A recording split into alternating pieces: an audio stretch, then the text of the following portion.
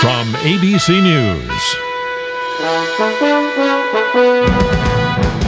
We're very lucky at ABC News to have as our medical editor Dr. Tim Johnson. Joining us tonight is Dr. Tim Johnson, ABC's medical editor. Welcome, Tim. Dr. Tim Johnson joins us now to explain why healthcare costs are skyrocketing. And Tim, why are we seeing this? Complicated question I could talk about for hours. I'll mention just two factors. For 20 years, Dr. Timothy Johnson has been the medical editor for ABC News. An ordained minister as well as a journalist, Dr. Johnson now turns his attention to a different set of questions, probing the existence of God and the relevance of Jesus Christ.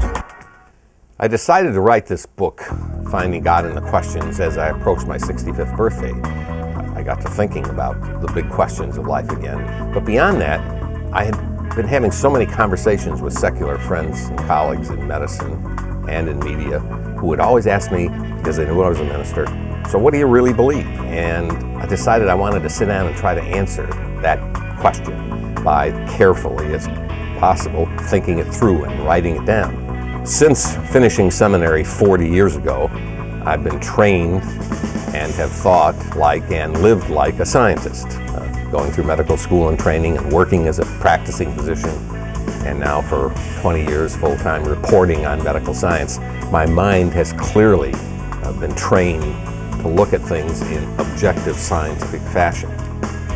So it's been a very interesting experience now at this point in my life, 40 years after seminary, to come back to these matters with that kind of training and experience.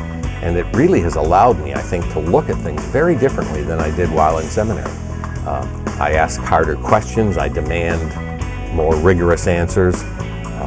I understand that science can't answer questions of religion or philosophy, but I do think science and scientific thinking can help us ask the questions in the right way and demand certain standards for the answers that we give, and that's what I think has happened in my life and what comes out in the book.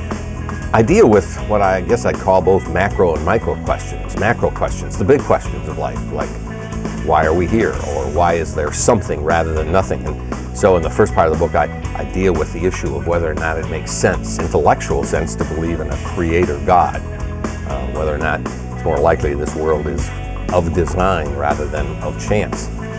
But because I am a follower of Jesus, I then inevitably, in the rest of the book, deal with questions pertaining to the Christian faith and to Jesus in particular, and look at some of the controversial issues of his life, the miracles, the crucifixion, the resurrection, trying to find out historically what we really can believe and what might be less plausible, and ultimately trying to talk about what life and teachings of Jesus mean for me personally. I guess the main message of the book, if I could boil it down into just one message, is that you don't have to believe intellectually everything that you might have associated with religion in general or the Christian faith in particular. You don't have to understand everything at an intellectual level to be a follower of Jesus.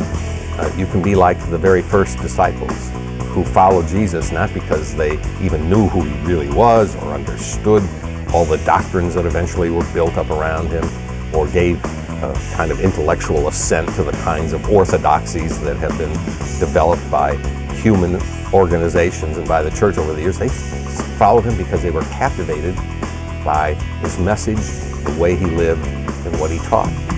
And I think that's the way it should be for every one of us, and that's what I try to convey in the book.